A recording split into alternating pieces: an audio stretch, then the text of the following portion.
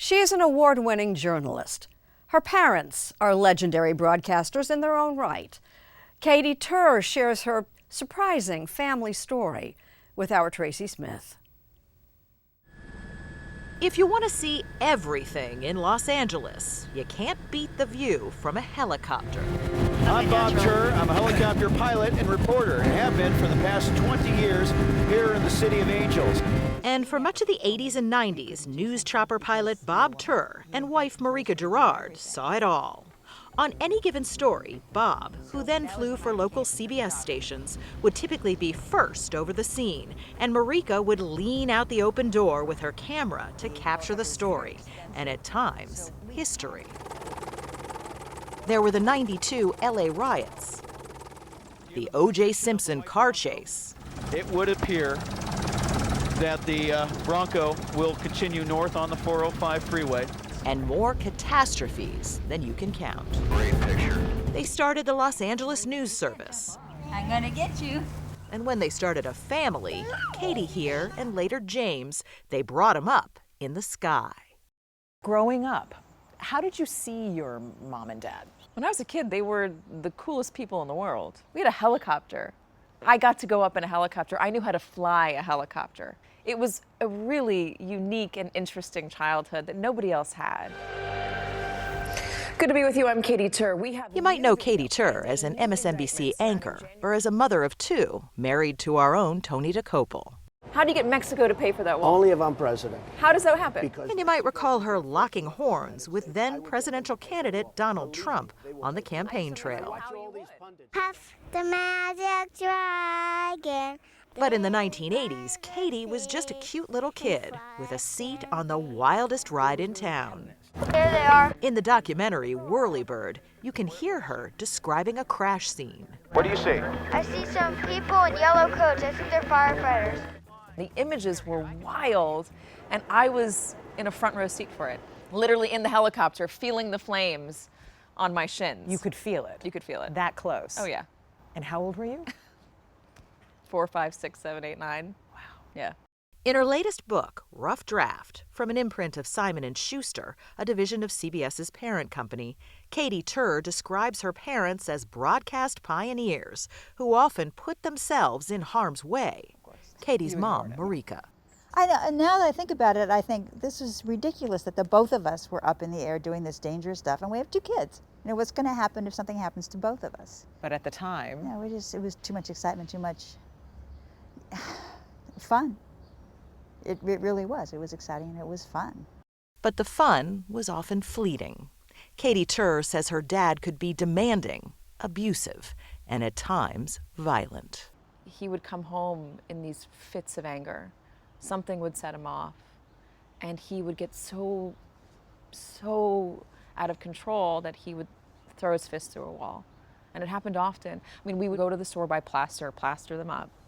I remember him throwing batteries at my mother. The violence was always there. It felt like it was normal, like that was just how a relationship worked. You got angry, you got violent, you yelled and you screamed, and then everything was fine. But over time, she says, the situation got worse. And the reason we didn't call the cops was because Bob Tur's name in a police blotter means Bob Tur can't make any more money, and oh my God, we need to buy groceries. Right, but you know, that's why it kept going. And that's why it always keeps going. Yeah. Because there's always somebody who forgives the person or hides it or puts it under the, and who actually benefits from that? Nobody. My point is, it's not your fault. It's Dad's fault. There's a lot of fault to go around. here we go. Last week, we took Katy Tur on her first helicopter ride in more than 20 years. Some things, like the feel of a chopper in flight, never change. How amazing is this? Who gets to grow up like this? Nobody. And some change has been dramatic. In 2013, her father called her with news that came as a bit of a shock. My dad said, I am a woman. And I said, what? And my dad said, I'm a woman. I'm transitioning. I'm going to become a woman. And I remember being, at first, puzzled, saying, "You got to be joking. Are you kidding? What are you talking about?" And my dad was adamant. I'm the wrong person. I'm going to become the right person. Don't you see? This is why I've been so angry. And it was really just, it was a lot. Now I'm here with my dogs. Zoe Tur now lives in Northern California. Katy and I were very close. She really looked up to me, and I failed her. No father wants to fail their daughter. Let me tell you what she says you did when she was younger. She says you get so angry that you'd punch holes in the wall and that you threw things like batteries at Marika. Is that true? Throwing batteries? Probably, yeah. Punching walls? There were a couple. I was in the news business, and we were under extraordinary pressure. I could be very intimidating, for sure. And if the kids felt I was intimidating, I apologize. I did the best I could. Katy Tur says they haven't seen each other in 10 years. And while they have different takes on why they're estranged, it's clear there's still love there. I'm not hiding anymore.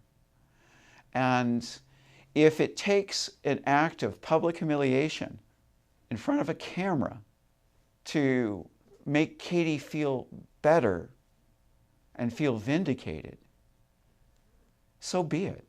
I'm happy to do that. I love her that much.